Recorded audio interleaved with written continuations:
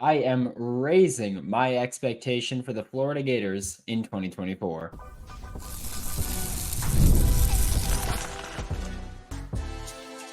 You are Locked On Gators, your daily podcast on the Florida Gators. Part of the Locked On Podcast Network, your team every day. Hello, and welcome back to another episode of Locked On Gators, part of the Locked On Podcast Network, your team every day. Thanks for making Locked On Gators your first listen of the day. We are available daily and free wherever you listen to the podcast and on YouTube. Today's episode of Locked On Gators is brought to you by FanDuel. Make every moment more. Right now, new customers get $150 in bonus bets guaranteed. It's $150 win or lose. Visit FanDuel.com/locked on to get started. Happy Thursday. I am Brandon Olsen. And like I said, I'm raising my expectations for the Florida Gators this year. And I think part of that is because of the organizational efforts that we've seen during the spring kind of help. Like one of the main issues that this team had was that they seemed kind of like an organizational mess at times in both Billy Napier's first season, which more understandable in that case, but also in 2023, which is obviously way less understandable. But they seem like an organizational mess at times. You look at the 2022 game against Vanderbilt; they went there and just stunk it up completely, like barely even showed up. You look at the Kentucky game in 2023, and those were more of the pregame preparation organizational things. The Utah game in 2023, where you had literally the entire offseason to prepare for it, and just didn't. And so they seemed kind of like an organizational mess last year. And you could see it even during the spring. There were signs of things just being not very efficient. I mean, the spring game was a wreck in year two in 2023. And that was again like, first off, made people think the Florida Gators defense was going to be great. Don't buy into spring games like that. And also, you could look at the Arkansas game last year was more of the on field, in the heat of the moment organizational messes, where I will always bring up the burning two timeouts on the same drive. Graham Mertz being the one that turns to the sideline and is pissed that they're burning these timeouts. Your quarterback should not be the one most concerned with your resources, your timeout management there. That just shouldn't be the case. That should be the coach. And also, you should probably get going a little freaking sooner at that point. But you burn those two timeouts late in the game. You're driving against Arkansas. It's a tie game. You can use a timeout if you had any, but you didn't have a timeout. So you tried to rush the field goal unit onto the field. You had your quarterbacks and your offense trying to get off the field, and it just became a mess. And then you got penalized, and then you brought your kick from 37 to 42, and it was missed at that point when he had not missed under 40 the entire season. And so things like that were just organizationally, it felt like a mess sometimes. And I think that pretty much every Florida Gators fan can see that. And I think a lot of non-Florida Gators fans even see that at times. And then, of course, there's the whole like, they lost everybody to the transfer portal stuff, which I don't even care too much about that one. But just based on how this spring entire session went and how the spring game went outside of the final, 30 seconds of it, uh, they feel like a much more serious organization at this point in time compared to what they were. And by the final 30 seconds, I just mean the clock should have run out. Billy Napier, I mean, you're all powerful as a head coach during a spring game. He's like, no, give them the chance to kick this field goal and win the game. And they won the game. And also stuff like the orange team not running the ball at all. The rules of the game were don't take the air out of the ball. So that was expected. But things like that just wouldn't happen. But it just feels like over the past two seasons, this coaching staff would do things that I feel like I don't want to. I feel like this sounds like I'm being a jerk, but like we're corny. Like if that makes sense, I feel like they would do some things that were corny, where everybody was like, "That's a weird thing to do. It's a little silly," and it was kind of just like, "Oh, just we're trusting the process. Like just be process oriented. This is the process. This is what we're doing. Just trust us." Um, and the things felt corny that they were doing, but this year so far, it feels like they've kind of got their feet beneath them more. And you can make as many jokes as you want about it taking until year 3 to get your feet beneath you. And Billy Napier's press conference, I forgot when it was, but earlier this year, where he was like, "Yeah, like we've got systems in place now, and you can make as many jokes as you want that it took you until year 3 to get your systems in place. Whatever jokes you want." My point is that they feel more organized and more serious this year. And they feel like they kind of know what they're doing a little bit better this year. Again, I'm not saying that they're winning the national championship. I'm not saying they're making the playoff. I'm saying that my expectations before were 6 wins. Now I'm kicking it up to 7, maybe 8. Okay, I'm not getting nuts with it. I'm just saying that those are my expectations. They're getting a little bit higher, partially because this coaching staff and really the entire organization, football program at least, feels like they know what they're doing a little bit better. They feel more comfortable in these leadership roles here. And part of that could be because Billy Napier finally delegated things. It could be that, hey, things are a little more under control now because last year I was running this, and now I'm running roster management and game planning, and that's kind of it, as well as obviously calling the offensive plays. But it feels like maybe because he delegated some things, we're looking at someone that maybe finally, after a very long wait, has found his footing. And again, I just don't want losses because of the organizational bullcrap. That's it. That's what I'm saying. I don't think that those will happen this year, but if they do, it's unacceptable. I just want to throw that one out there. But if you have a management like the Arkansas game, if you have guys just not showing up like Kentucky and Utah,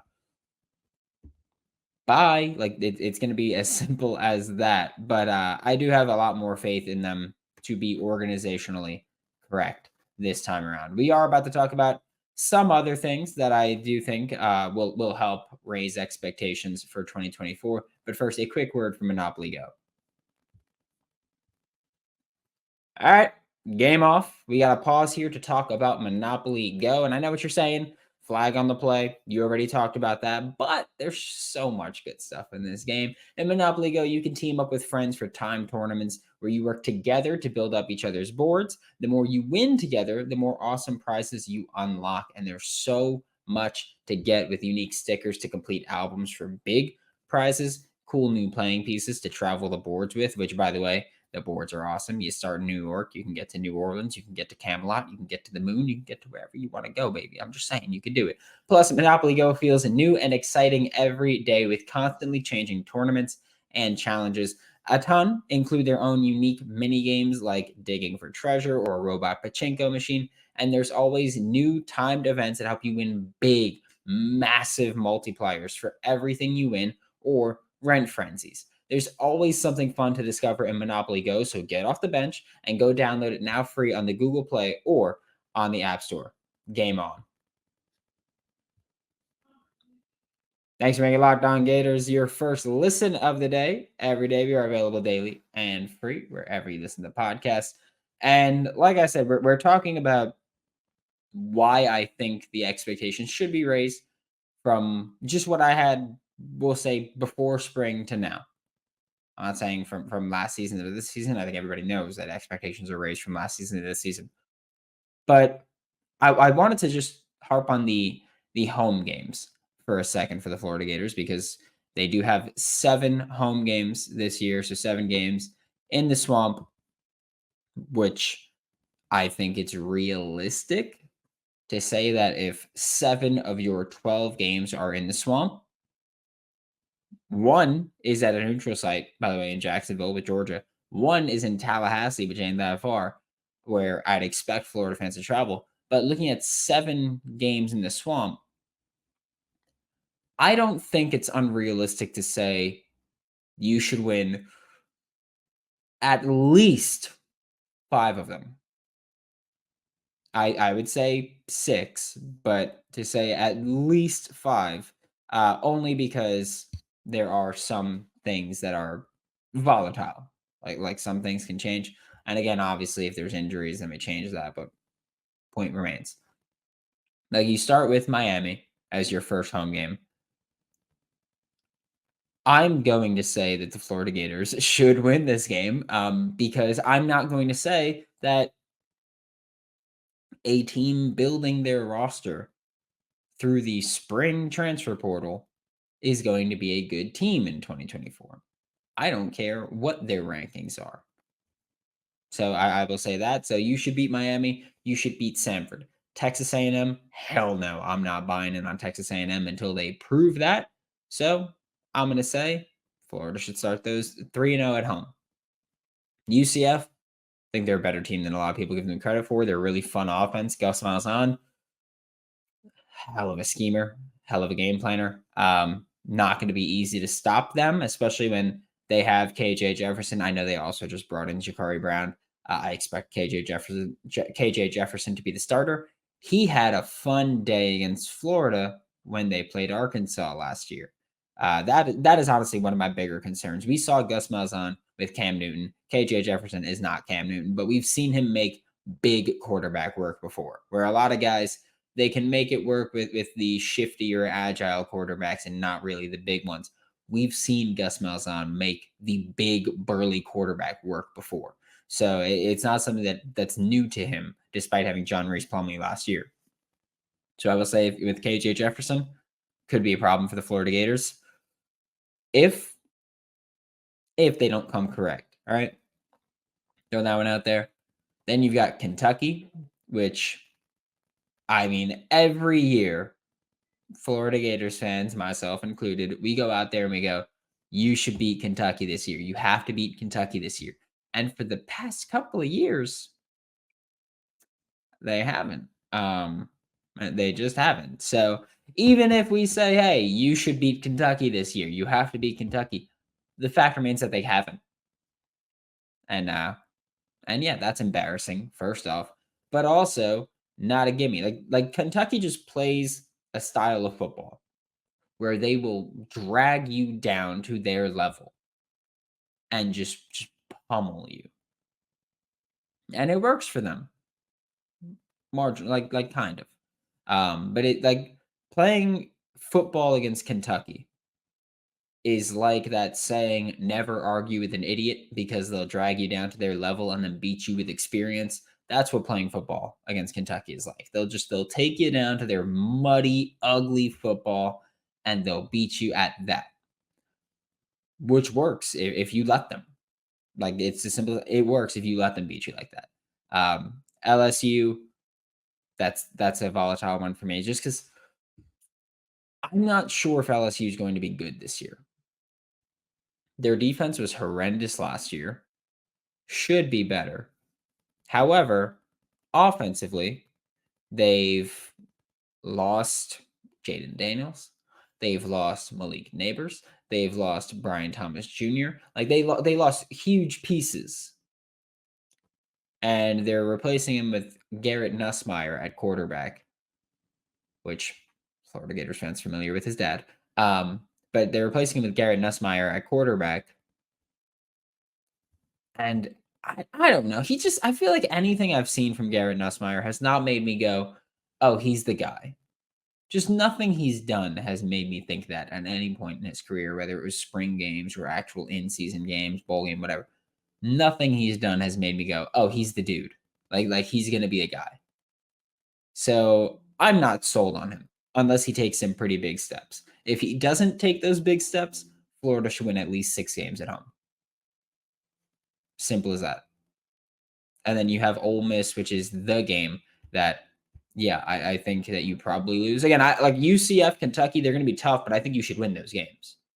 I want to make that abundantly clear. Like, I know that I'm like, oh, yeah, like KJ Jefferson could be a problem.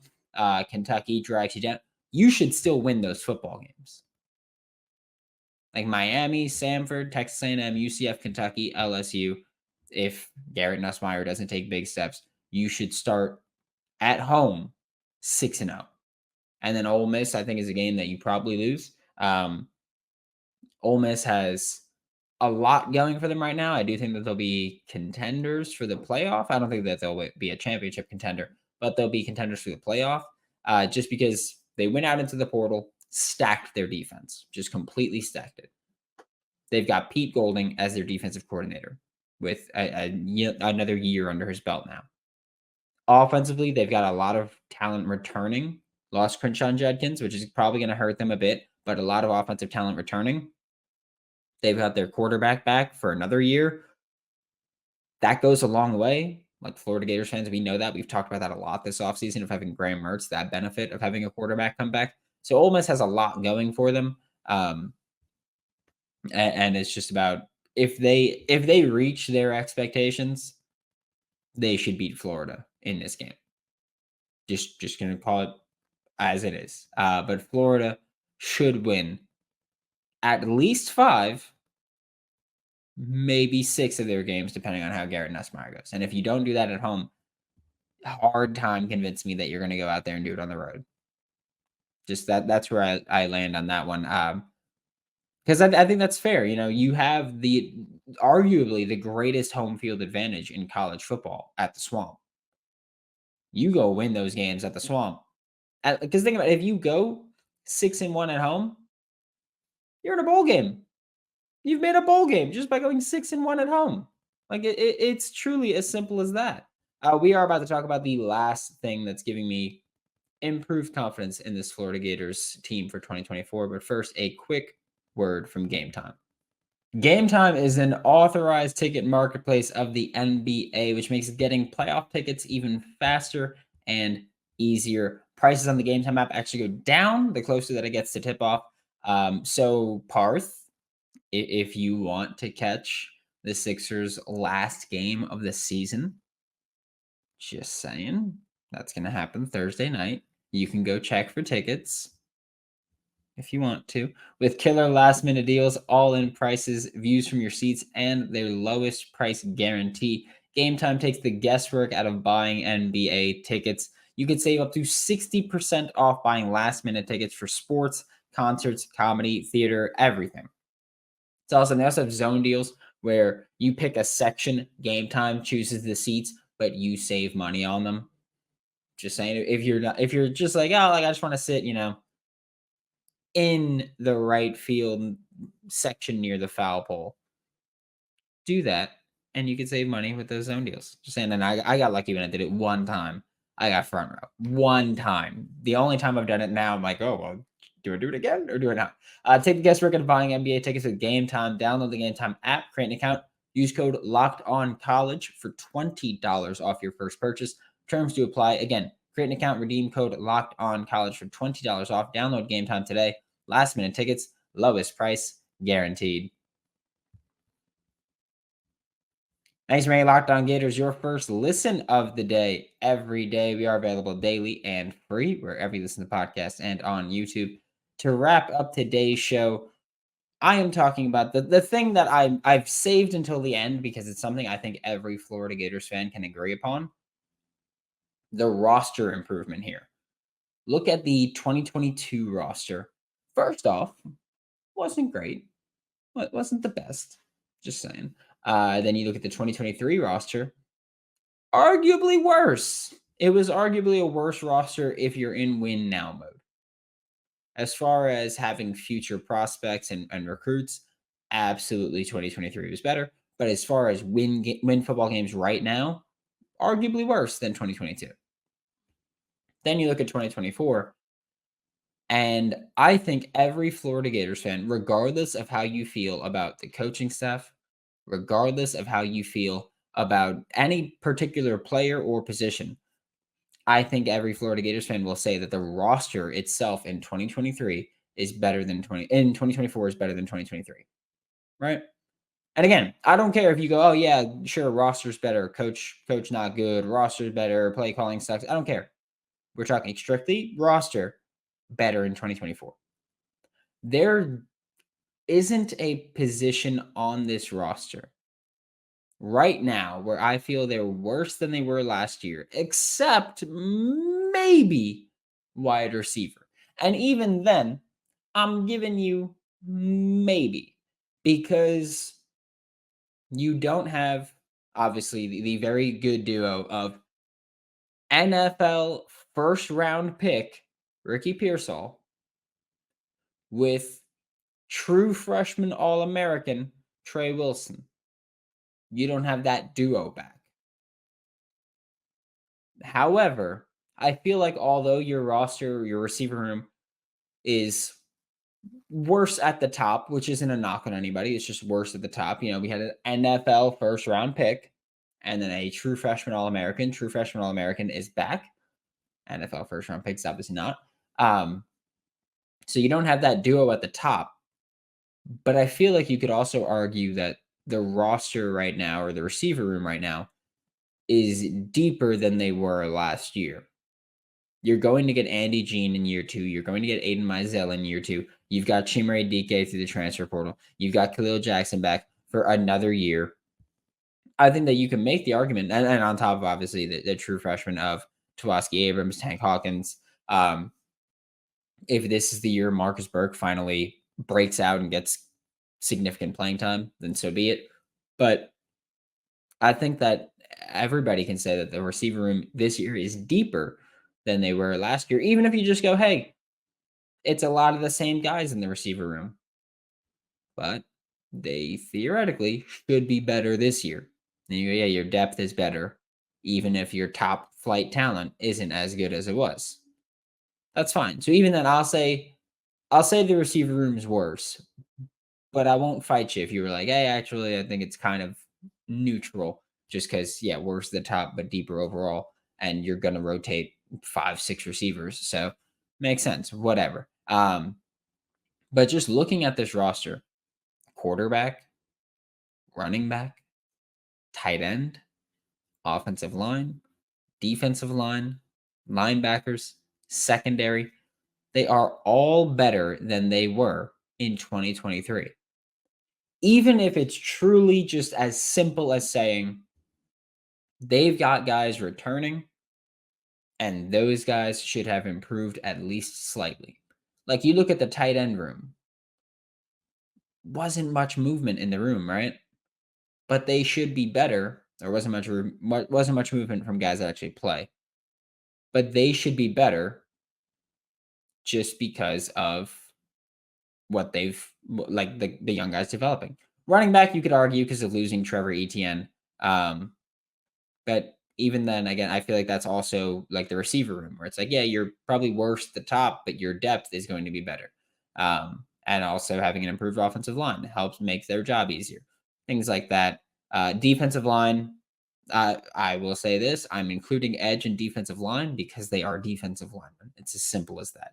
I don't care if they're called outside linebackers. They're defensive linemen. They play on the defensive line. And defensive line is something where I've said this whole offseason, even though you lost Princely, who's very good, you got better throughout the entire unit. Like you improved positions with youth developing, bringing in Joey Slackman from the transfer portal. Like you improved your defensive line overall. So even though, yeah, you lost Princely, your defensive line still got better. Linebacker room got significantly better. You traded Scooby Williams for Pup Howard. Come on now. Secondary corner, you got rid of Jalen Kimber. You brought in Jameer Grimsley in the corner room. That's the only change that happened. It was just you lost a really bad guy. Now you're just waiting for youth to step up. Safety room improved significantly. Star improved. Lost Jaden Hill, sure. Sharif Denson, Aaron Gates, DJ Douglas. I'm more comfortable with that there. So I think that just looking at the roster itself, you can go, all right, well, they improved everywhere almost. And like that's something that I'm personally comfortable with. I think the roster's improved. I think they seem like a more organized organization here, which I know is redundant to say, and I hate it. Don't worry. Your home schedule is relatively favorable. I think that the Florida Gators should win, I'll say, at least 7 games this year. Thanks for making Locked On Gators your first listen of the day every day. We are available daily and free wherever you listen to the podcast. We'll be back tomorrow. Talk more Florida Gators football. For Locked On Gators, I'm Brandon Olsen. Don't forget to follow me on Twitter at WNS_Brandon. Find all my written work with Giants Country and NFL 33, and I'll see you all next time.